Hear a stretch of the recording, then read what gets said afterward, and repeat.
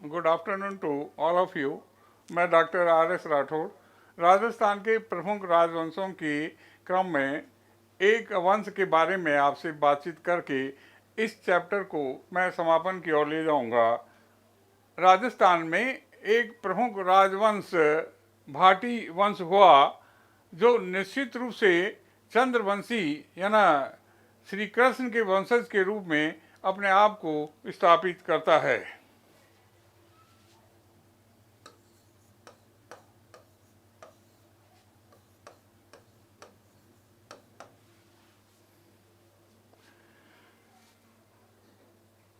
भाटी वंश जो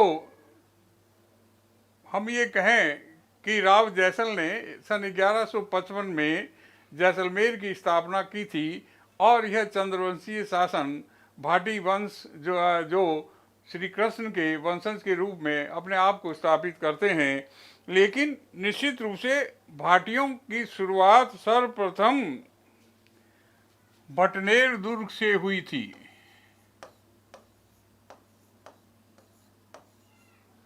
भटनेर दुर्ग 285 ईस्वी में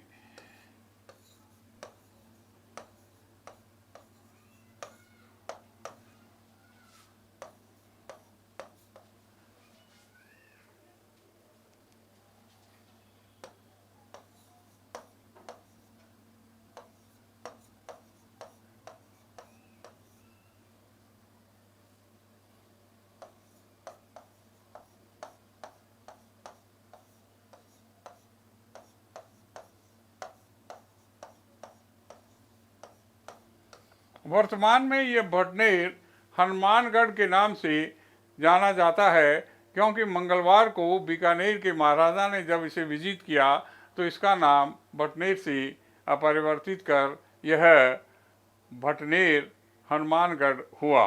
मैं आपसे निवेदन कर रहा था कि राव जैसल ने निश्चित रूप से 1155 में जैसलमेर की स्थापना की थी। उससे पूर्व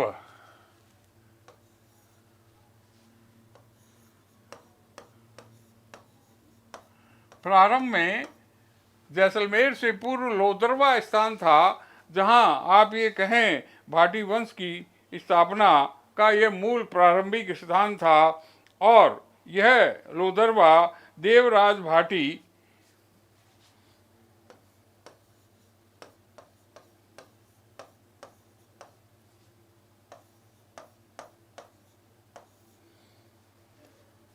लोदरवा देवराज भाटी द्वारा स्थापित जैसलमेर से पूर्व का एक महत्वपूर्ण स्थान था। और मैं ये आपसे निवेदन करूं कि यही लोदरवा की राजकुमारी और उसी के बाद में जब राव जैसल ने सन 1155 में इसकी स्थापना की तो यह स्थान जो है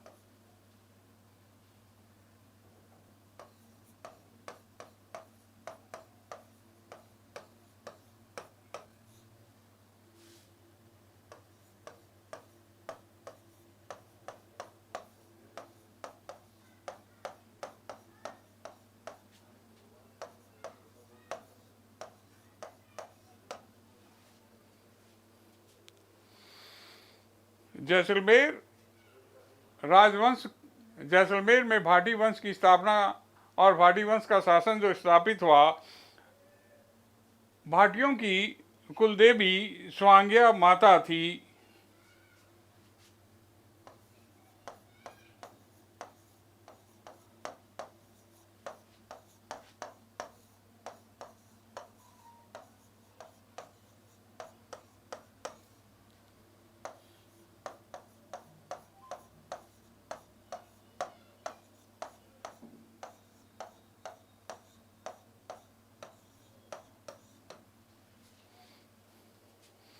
और जैसा मैंने आपसे निवेदन किया कि यहाँ पर तनोड़ माता का भी मंदिर है, जो मंगल राव द्वारा प्रारंभ में स्थापित किया गया था, और वर्तमान में तनोड़ माता की जो पूजा की जाती है वो भारतीय सैनिकों ने ये कार्यभार संभाल रखा है, क्योंकि यह स्थान युद्ध की दृष्टि से, सामरिक दृष्टि से ये स्थान बहुत चर्चित रहा था। तो राव जैसल ने सन 1155 में जैसलमेर की स्थापना की थी। मैं आपसे ये निवेदन करूं कि जैसलमेर जो स्वर्णगिरी के नाम से उसका किला जो है विख्यात है, पीले पत्थरों से बना जैसलमेर का किला राजस्थान का सबसे बड़ा लिविंग फोर्ट भी है।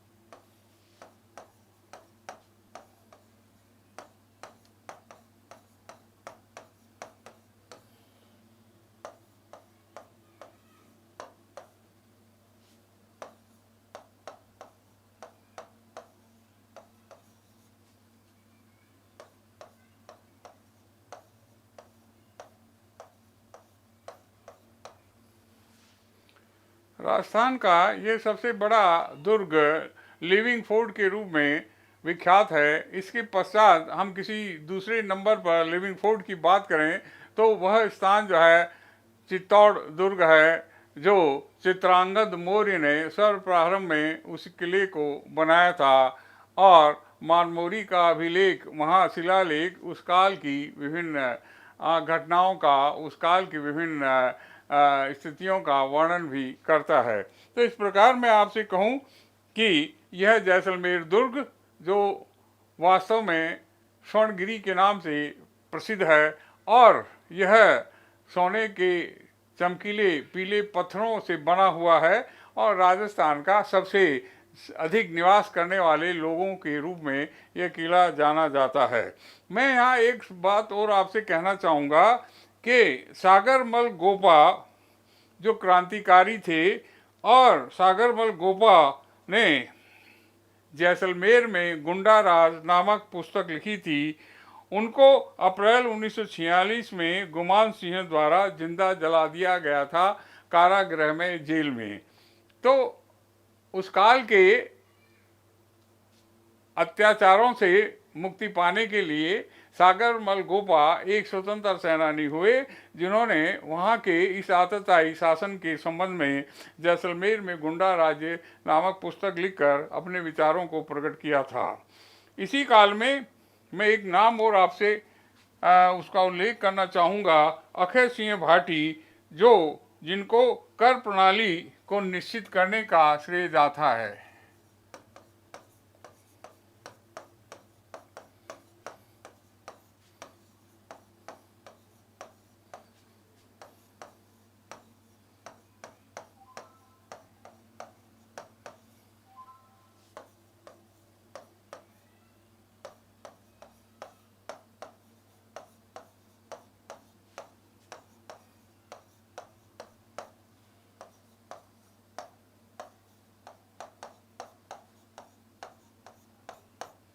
अक्षय सिंह भाटी ने उस काल में निश्चित रूप से विभिन्न करों को निर्धारित किया था, और उनको निश्चित और निर्धारित करने के कारण ही उस काल में उन्होंने अक्खेशाही सिक्के भी चलाए थे।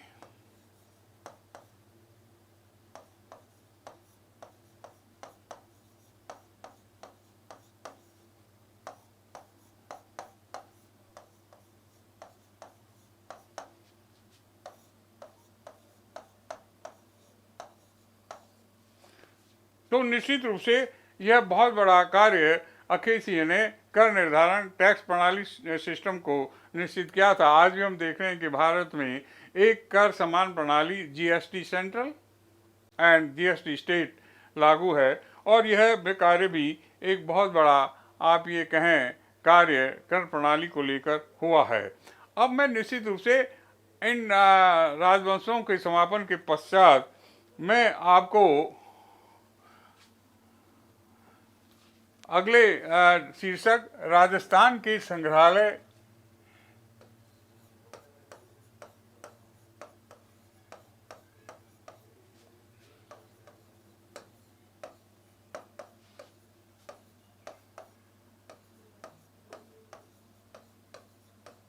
के संबंध में बात करूंगा। राजस्थान जो विभिन्न दुर्गों और किलों का सामरिक दृष्टि से एक महत्वपूर्ण स्थान रहा है और इन्हीं से जुड़ी विभिन्न चाहे वो सिंधु सभ्यता का कालीबंगा अवशेष हो, चाहे वह उसके पश्चात उदयपुर के निकट धौलावीरा अर्थात आहट सभ्यता का स्थान हो, या आप ये कहें गणेश्वर सभ्यता हो या रेड सभ्यता हो, ये अवशेष आज भी हमें उस काल के विभिन्न अवशेषों के प्रमाण हमें प्राप्त होते हैं। तो इसी संबंध में आपसे मैं बातचीत करना चाहूँगा कि राजस्थान में विभिन्न संग्रहालय किस प्रकार से आज कार्य कर रहे हैं। मैं सर्वप्रथम राजस्थान में संग्रहालयों के संदर्भ में राजस्थान का पहला प्राकृतिक संग्रहालय जयपुर में स्थापित है।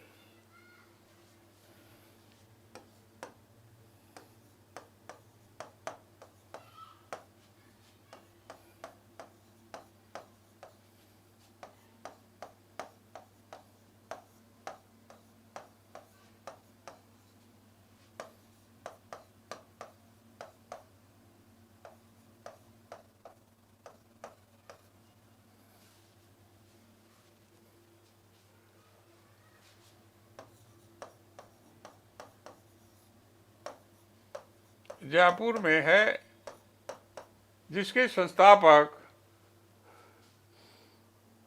कैलाश सांखला जो एक प्रकृति प्रेमी थे,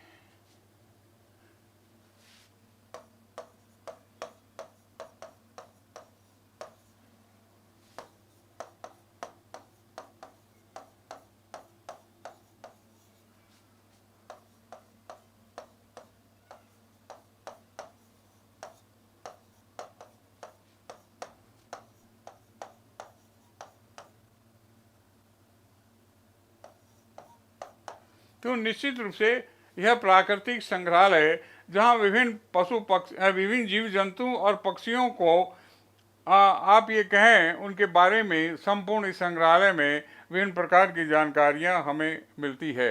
तो राजस्थान का पहला प्राकृतिक संग्रहालय जीव प्रेमी वन्य प्रेमी श्री कैलाश सांखला ने इसकी स्थापना की थी और यह एक प्राकृतिक संग्रहालय है।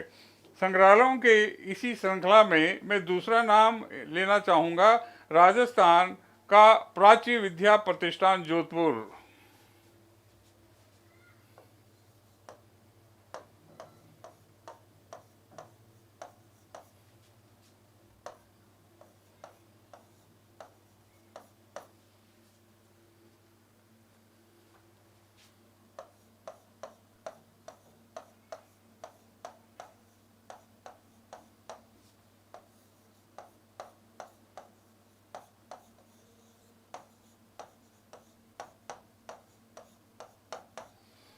राजस्थान प्राच्य विद्या प्रतिष्ठान यह संग्रहालय विभिन्न प्रकार की प्राचीन सामग्री को अपने में समेटे हुए है और यह राजस्थान सरकार द्वारा संचालित होता है।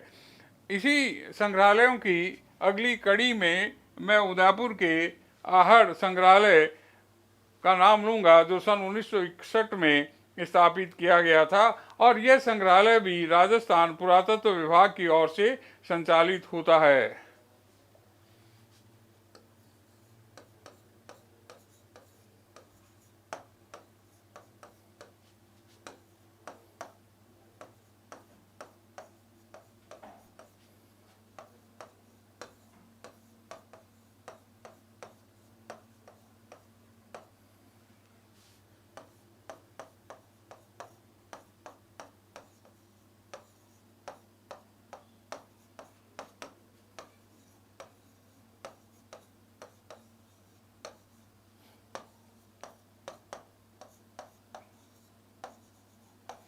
यह संग्रहालय आहड़, जो आहड़ सभ्यता से जुड़ा हुआ है और आहर सभ्यता के जो अवशेष हैं कालीबंगा या सिंधु घाटी की सभ्यता के पश्चात हम किसी सभ्यता की बात करें तो निश्चित रूप से आयड़ या आहर सभ्यता है।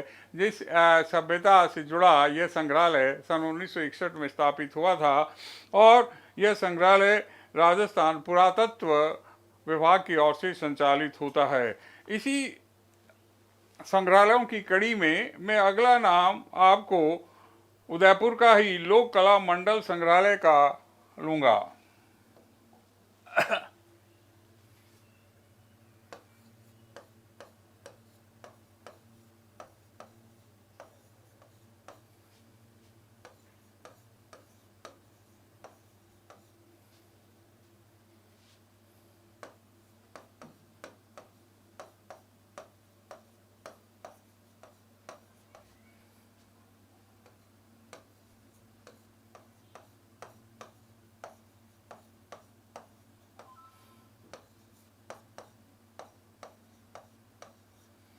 लोक कला मंडल संग्रहालय की स्थापना देवीलाल सामर ने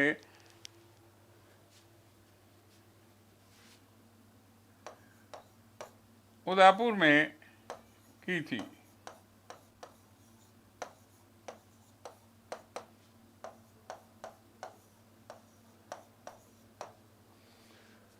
यह संग्रहालय अपनी लोक कलाओं के लिए प्रसिद्ध है। यह संग्रहालय निश्चित रूप से आप एक प्रश्न के रूप में भी ये कह सकते हैं कि लोक कलाओं का तीर्थ स्थल किसे कहा जाता है या लोक कलाओं का तीर्थ स्थल किसे माना जाता है, तो देवीलाल सामर द्वारा स्थापित यह लोक कला मंडल जो उदयपुर में स्थापित है, यह निश्चित रूप से राजस्थान की सभी लोक कलाओं का एक तीर्थ स्थल माना जाता है। विशेष रूप से यह लोक कला मंडल कठपुतली कला में अपना एक महत्वपूर्ण स्थान रखता है।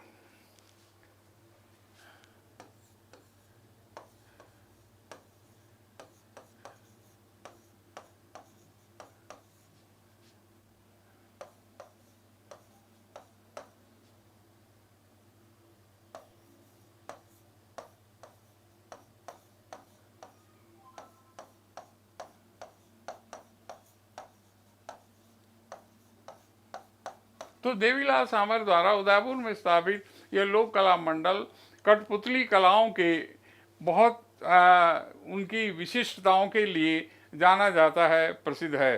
तो निश्चित रूप से इसी कड़ी में मैं अगले एक जनजाति संग्रहालय उदयपुर की बात करूंगा।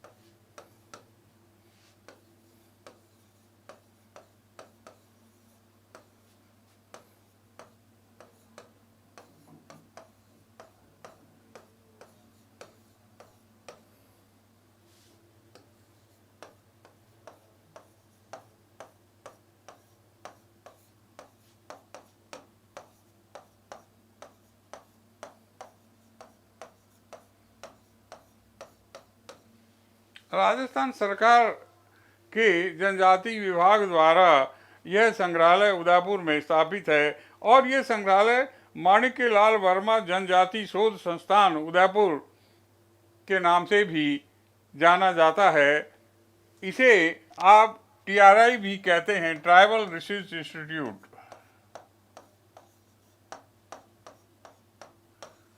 Tribal research institute of Rajasthan के नाम से भी ये जाना जाता है, जिसका मुख्य कार्य आप ये कहें जनजाति से जुड़ी विभिन्न प्रकार की जितनी भी उनका रहन सहन, खान पान, उनकी कलाएं, उनका खान पान, उनके स्थान, उनके वाद्य यंत्र, उनके वस्त्र, उनके से जुड़ी विभिन्न परंपराएं, उनसे जुड़े विभिन्न वैवाहिक और विभिन्न संस्कार जो हैं उनके बारे में ये संग्रहालय जुड़ा हुआ है। और वहाँ मुझे TRI में उदयपुर में एक गेस्ट फैकल्टी के रूप में पढ़ाने का अवसर भी मुझे मिला था।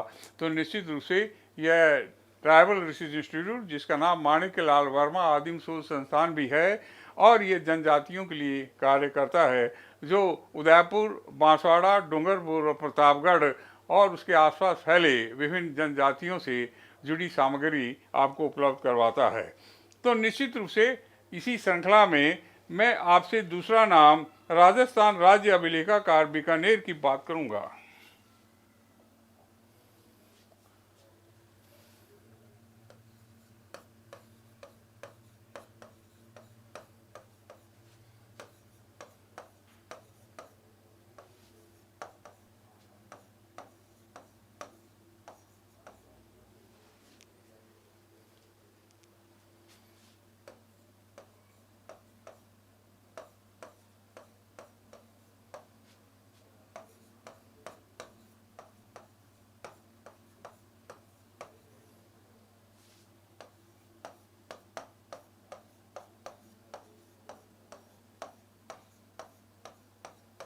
राजस्थान राज्य अभिलेखागार बीकानेर निश्चित रूप से आप ये कहें, इस संग्रहालय में सभी प्रकार के ऐतिहासिक दस्तावेज, प्रमाण पत्र, फरमान, हस्तलिखित तस्वीरें इत्यादि इसमें संग्रहित की हुई है, और यह बहुत बड़े व्यापक स्तर पर वहाँ फैला हुआ है।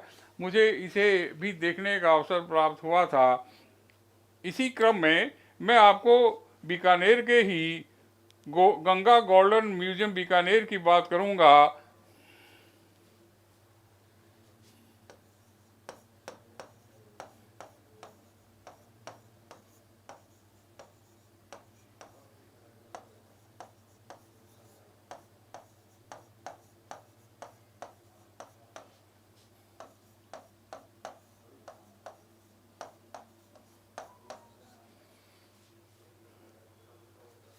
जिसकी स्थापना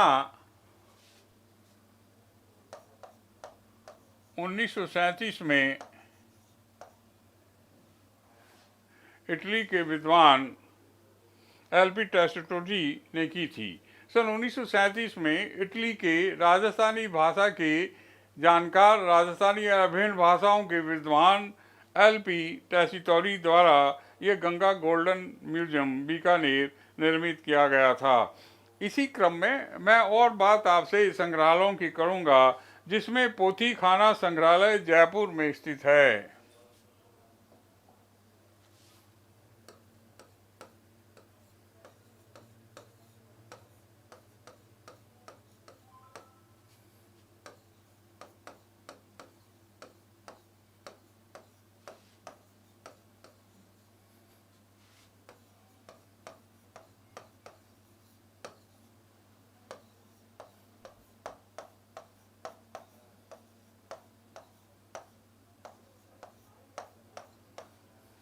तो यह भी पोथीखाना विभिन्न प्रकार के ग्रंथों से अपनी सामग्री उपलब्ध करवाता है।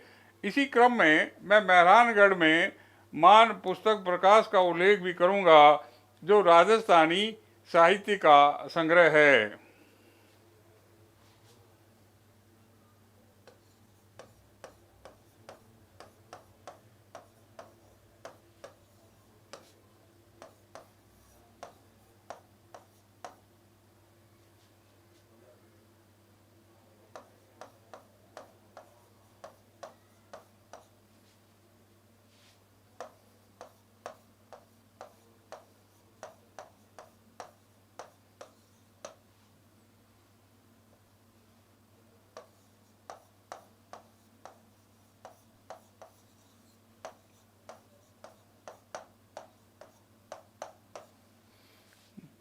मान प्रकाश यानी महाराजा मान सिंह जोधपुर के, जो साहित्य में विशेष रुचि रखते थे, तो उन्होंने राजस्थानी साहित्य की विभिन्न ग्रंथों और विभिन्न पुस्तकों के संबंध में अपनी प्रतिभा का परिचय दिया था।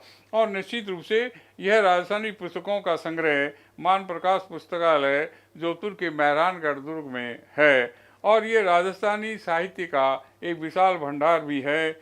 इस प्रकार मैं आपसे ये निवेदन करूं कि ये सभी संग्रहालय जो हैं आज भी अपनी वर्तमान अवस्था में लोगों को भी जानकारियां उपलब्ध कराते हैं। राजस्थानी साहित्य का संग्रहालय सरस्वती भंडार उदयपुर में है। इसी क्रम में मैं आपसे बात करूं विभिन्न अकादमियों की कि राजस्थानी साहित्य भाषा एवं संस्कृति अकादमी बीकानेर में स्थित है। और इसी क्रम में आपसे बात कहूँ कि राजस्थान साहित्य अकादमी उदयपुर में स्थित है। राजस्थान के विभिन्न लेखक, विभिन्न इतिहासकार जब अपनी सारी साहित्य की गतिविधियों की बात करते हैं, लेखनी की बात करते हैं, तो उदयपुर में सेक्टर 4 में स्थित यह राजस्थान साहित्य अकादमी उदयपुर में स्थित है। 2018-19 के सूचना सहायक के परीक्षाओं में जब बहुत सारे 150 विद्यार्थी मैं जो उदयपुर में पढ़ा रहा था, तो वहाँ उन्होंने कहा कि बहुत ही कम अकादमियों के संबंध में पूछा जाता है। तो निश्चित रूप से मैंने उनको कहा कि आप विभिन्न अकादमियों की बात करें कि राजस्थान साहित्य अकादमी उदयपुर में है। राजस्थान ब्रजभाषा अकादमी कहाँ स्थित है?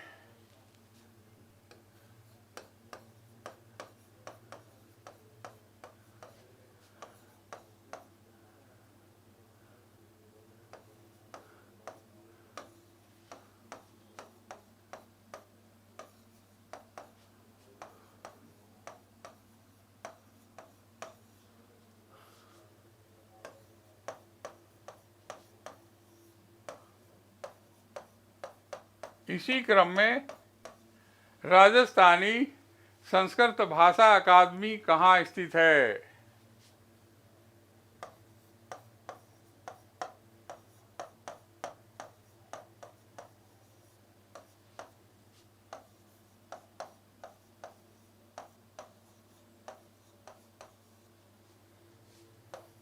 इसी क्रम में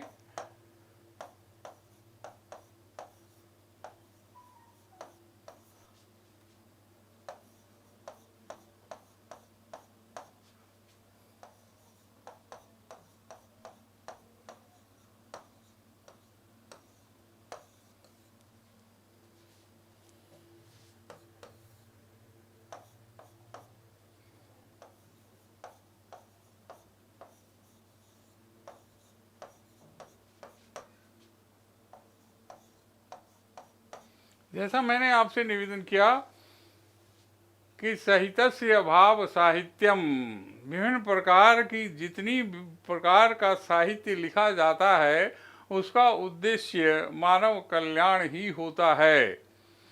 कि हम ये कहें जो साहित्य लोगों के कल्याण के लिए रचा जाए तो वह साहित्य होता है, नहीं तो हम निश्चित रूप से कुछ मनोरंजन या मन को प्रसन्न करने के लिए कोई कहानी या किस्सा पढ़ लें तो वो एक अलग बात है, उसका इतना प्रभाव नहीं होता है। लेकिन एक महान साहित्यकार अपने साहित्य का सृजन इसी उद्देश्य को लेकर करता है कि साहित्यस्य भाव साहित्यम।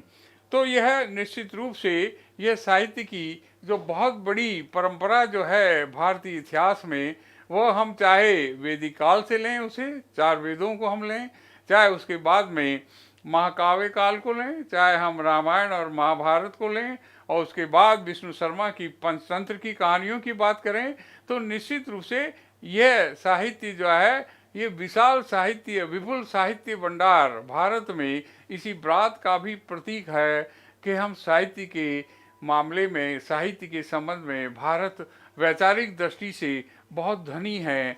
और मैं आपसे ये कहूँ कि साहित्य के क्षेत्र में भारत एक धनी देश है। निश्चित रूप से साहित्य का विशाल भंडार जो हमें विभिन्न प्रकार की साहित्य की जो पुस्तकें और ग्रंथ उपलब्ध करवाता है वह बहुत ही जीवन के लिए महत्वपूर्ण है। इसी क्रम में मैं एक साहित्य अकादमी की चर्चा और करूंगा, राजस्थान संगीत नाटक अकादमी।